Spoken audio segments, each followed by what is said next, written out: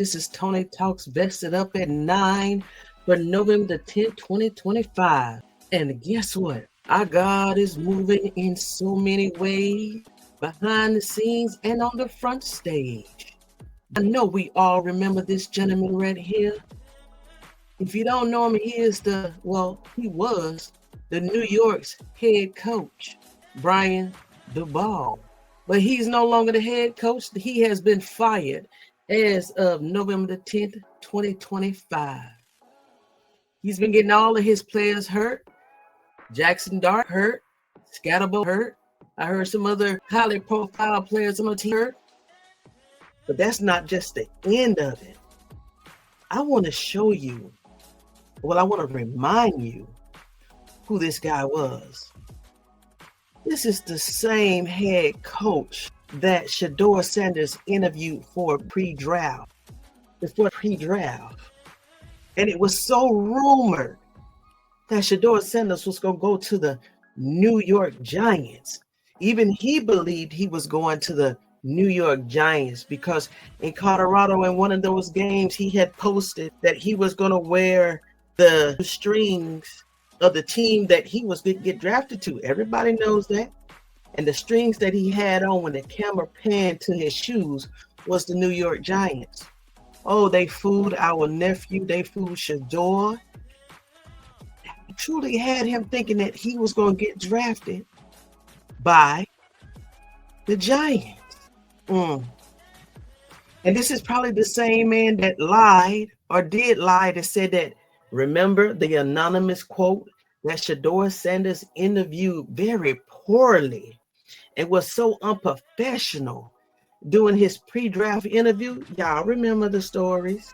But this is the same man that lied on Shedeur about the interview process and the poor performance, and he just didn't have it, which everyone contributes that to the Shedeur draft lie.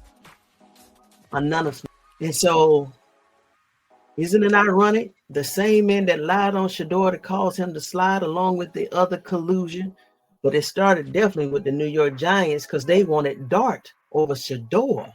So they had to come up with a negative to justify them selecting Dart over Shedeur. So they came up with their narrative. They helped with this collusion. But the same man that had fooled Shedeur and Deionsanders lying about Shedeur's interview process, now he's about to be calling for interviews, looking for other jobs, trying to get seen, trying to submit his resume just to get on someone's interview schedule. Ain't God good? Ain't God good? When will people know you cannot do God's people wrong? I don't care if it's a sport. I don't care if it's a man down the street. I don't care if it's the electricity man or the garbage man that pick up our trash. You never know who God's people is. I tried to warn these people, watch who you put your mouth on because you don't know the spirit protection that they have. And our young king, our young nephew, even though I know it hurt and he's still going through his troubles, he still smiled. Round 5, pick 144. Round 5, pick 144. And if anybody knows anything about biblical histories and prophecies, it's something special about that 144. So everything that they thought that they were going to do to pull him down, to degrade him, they actually were setting the stage for God to show his almighty hand and to show what he was going to do behind the scenes to protect his own. Look how God is moving, y'all. I want you to take this day and just take a minute out or 2 minutes out of the remaining of the night just to reflect on the goodness of God. You just don't know how he's going to show up. And guess what? This story is not over. And guess who's going to get the last laugh?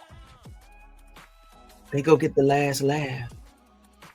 And they're going to be triumphant. And anyone listening to this video, that may be going through something of a similar situation, or a situation that may happen in the future, you will be triumphant also. Just trust in God. Watch how God is moving. We ain't finished yet.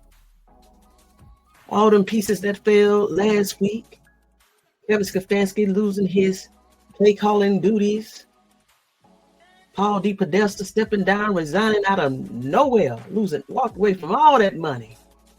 We know what's coming. Just take the time out and reflect on the goodness of God. Because this right here